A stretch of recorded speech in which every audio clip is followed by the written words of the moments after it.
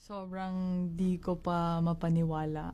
Maraming maraming salamat sa suporta at sana patuloy yung suporta niyo sa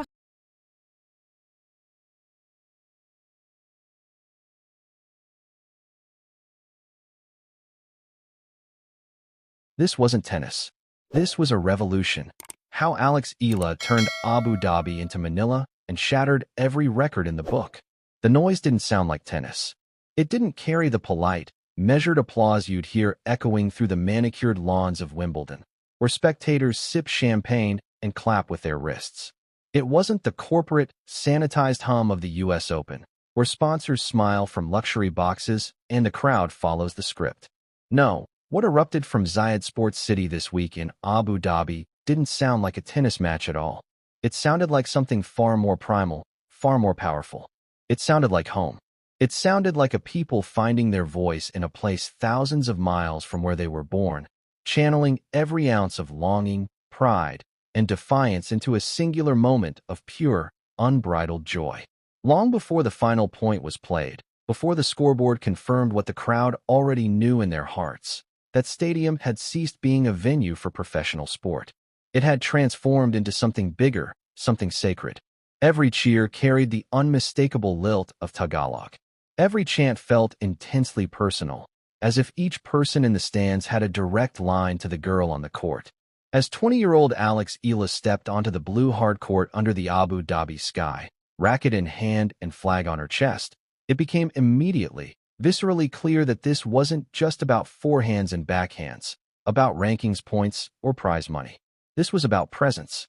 This was about a community that had been invisible for too long, working behind the scenes, sending remittances home, building nations with their sweat and sacrifice, finally having someone to rally around.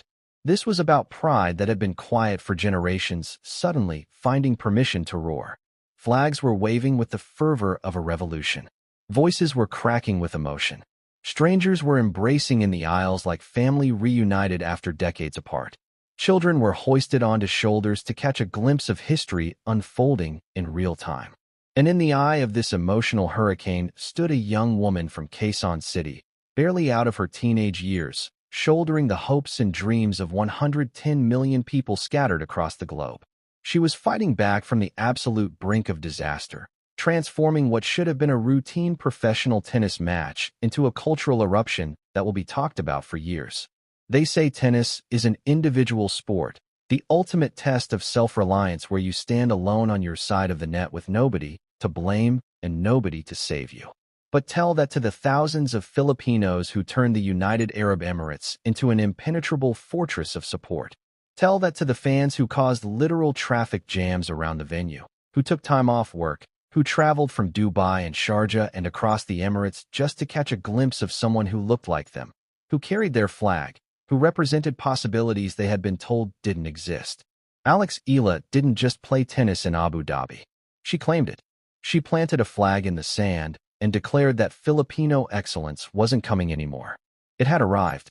And even though the week eventually ended with a tough, exhausting flight to Doha and a difficult first-round exit at the Qatar Open, what happened on that court in Abu Dhabi changed everything. The narrative has shifted permanently. She's not just a prospect anymore, not just a promising junior making the transition, not just someone to keep an eye on.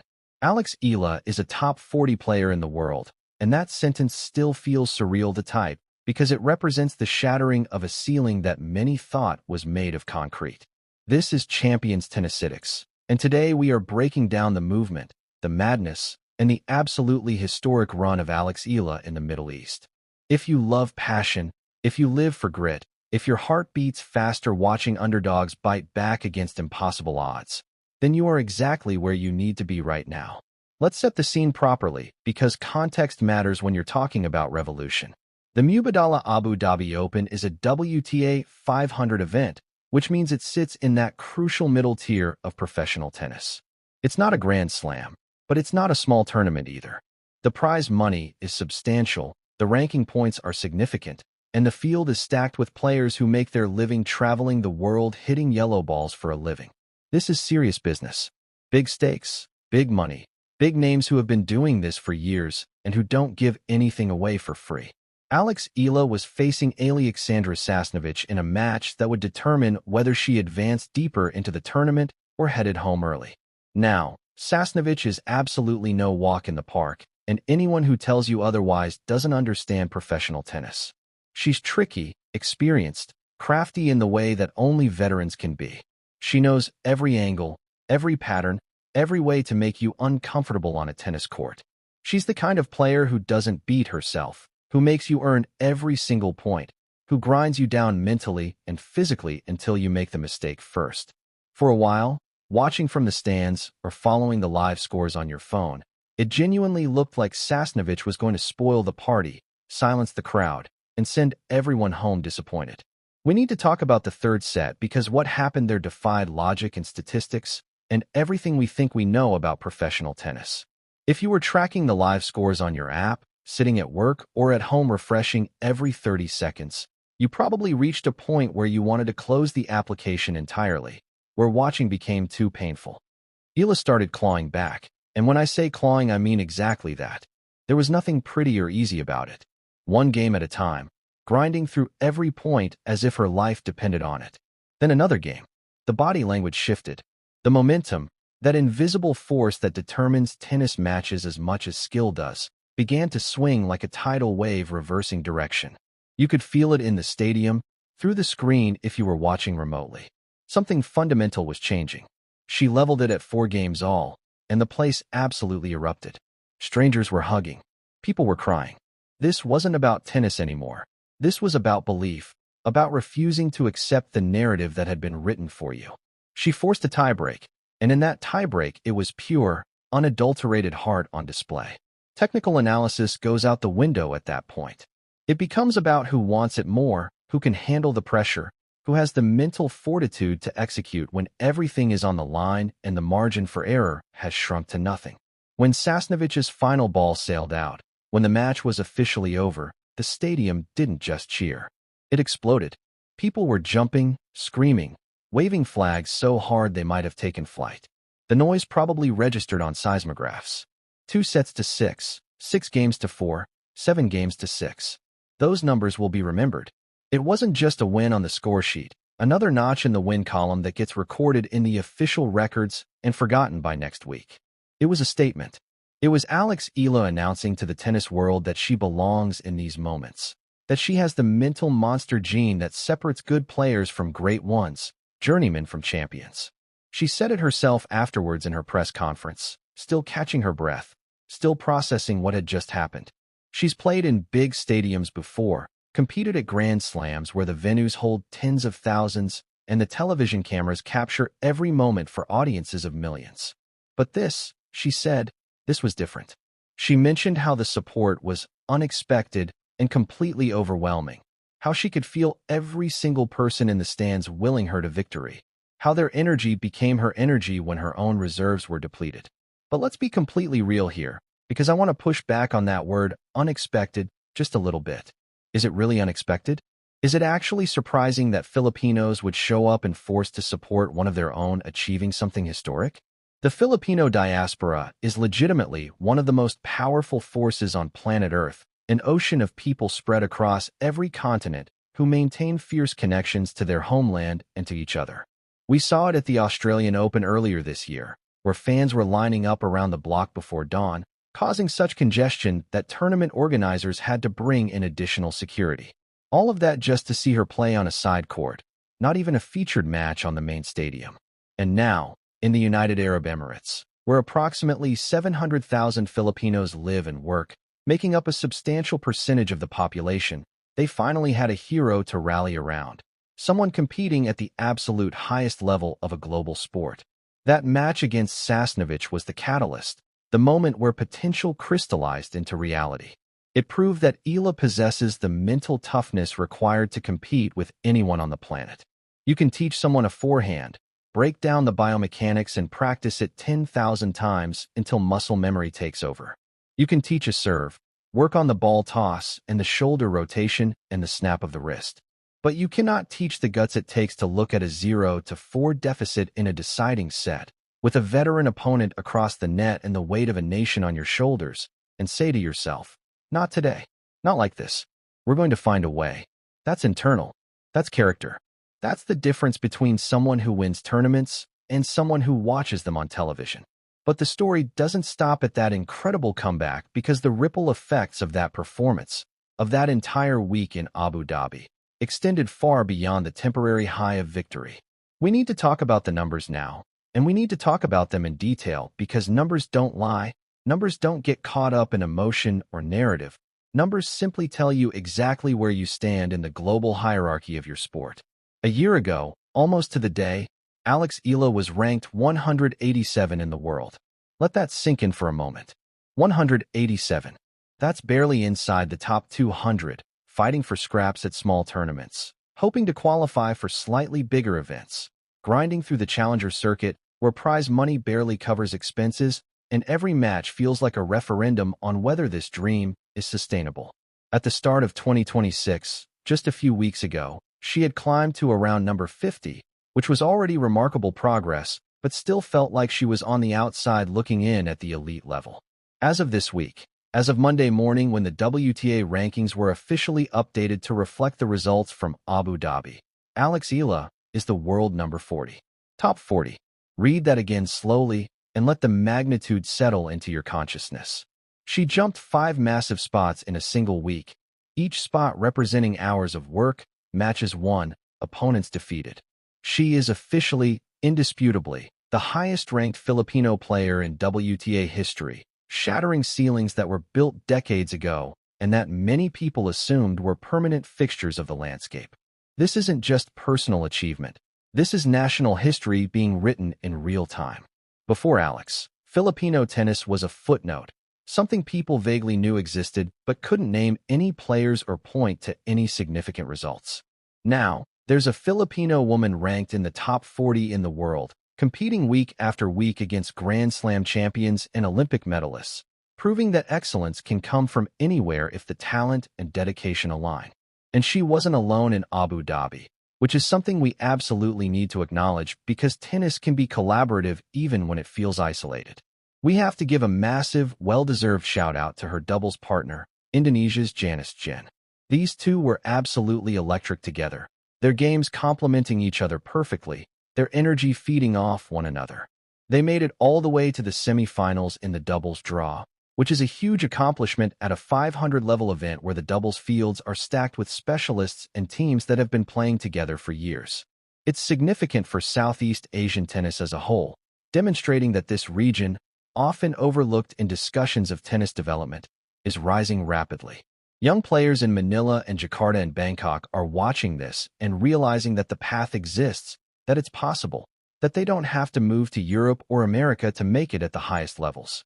And Eala is spearheading that charge, carrying the flag not just for the Philippines, but for an entire region that's hungry for representation. But, as anyone who follows professional tennis knows intimately, the highs in this sport are incredibly euphoric high, and the lows come fast and brutal and without warning. We have to be objective here at Champions Tennisitics, because our mission is to celebrate the wins while also honestly analyzing the losses, to paint a complete picture rather than just highlighting what feels good.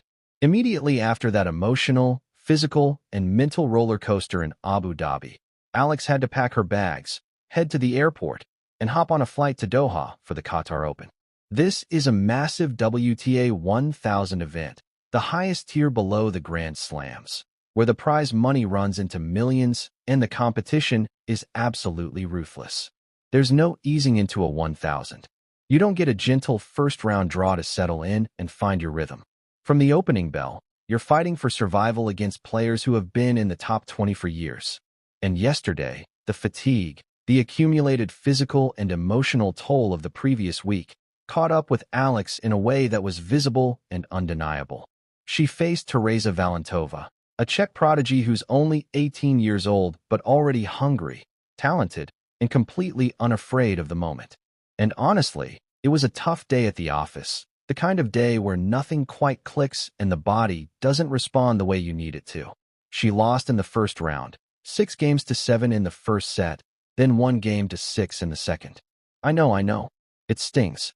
After the incredible high of Abu Dhabi, after becoming top 40, After that comeback against Sasnovich that will be replayed in Filipino households for years, going out in the first round of a 1,000 event feels like having a bucket of ice water dumped over your head. But we need to look at the context, and context is everything when evaluating performance. The first set was an absolute war. It went to a tiebreak, which means it was competitive, back and forth, neither player able to establish dominance. Alex had her chances. There were break points, opportunities to seize control. She fought with everything she had. But the tank was running dangerously low, the reservoir of physical and mental energy that athletes draw from depleted from the week before. By the second set, the physical toll of playing both singles and doubles deep into the tournament in Abu Dhabi became impossible to ignore. The movement wasn't quite as sharp, the legs not quite as fresh. The serve, which had been a weapon earlier in the week, lost a bit of pop, a few kilometers per hour that might seem insignificant but make all the difference at this level. The recovery between points took a little longer. These are small things that add up to significant disadvantages against an opponent who came into the match fresh and ready. And you know what? That's okay. That's not an excuse or a rationalization. It's simply the reality of life on the main tour. This is what it means to be a top 40 player in the world. You don't get weeks off to rest and practice and work on your game in comfortable anonymity. The schedule is relentless. You play a quarterfinal on Friday night, your body still buzzing with adrenaline and your mind still processing what you just accomplished. You wake up Saturday morning, pack your bags, head to the airport, and fly to another country. By Monday, you're expected to be ready to compete at the highest level against someone who might have had an extra week to prepare. It's brutal, grinding, and absolutely unforgiving. And Alex is learning how to manage that schedule, how to balance ambition with self-preservation, how to know when to push through and when to acknowledge that the body has limits. She's learning in real time, on the biggest stages, with the world watching. She admitted as much in her post-match interview, her voice tired but still carrying that underlying resilience that defines her. She talked about the challenge of the quick turnaround, the difficulty of maintaining peak physical condition when you're playing multiple matches in multiple cities within days. But she also said something beautiful, something that reveals exactly why this young woman is going to be a force in tennis for years to come. She said, "Immensely grateful for the people who continuously show up for me. You all inspire me every day, even in defeat, even after a disappointing loss when it would be easy to retreat into frustration or self-criticism. She knows who she's playing for and where her strength comes from. That perspective, that ability to see beyond the immediate result to the larger picture, is rare and precious." So, is the Middle East swing over? Is Alex heading back home to lick her wounds and regroup? Not even close. Not by a long shot. If you thought Abu Dhabi was loud, if you thought the scenes at Zayed Sports City were overwhelming, wait until next week because we haven't seen anything yet. Alex Eala is set to make her debut at the Dubai Duty-Free Tennis Championships. And this is the big one, folks. This is where the absolute elite of women's tennis come to play, where 18 of the top 20 players in the world will be competing for one of the sport's most prestigious titles. We're talking about Aryna Sabalenka, the Australian Open champion whose power game has redefined what's possible on a tennis court. We're talking about Elena Rybakina, the Wimbledon champion whose serve might be the best in the game. We're talking about Iga Swiatek, the woman who has dominated clay courts and won multiple Grand Slams before her 23rd birthday. These are household names, players who have been at the pinnacle of the sport for years, whose games have been dissected and analyzed by every coach and commentator in the world.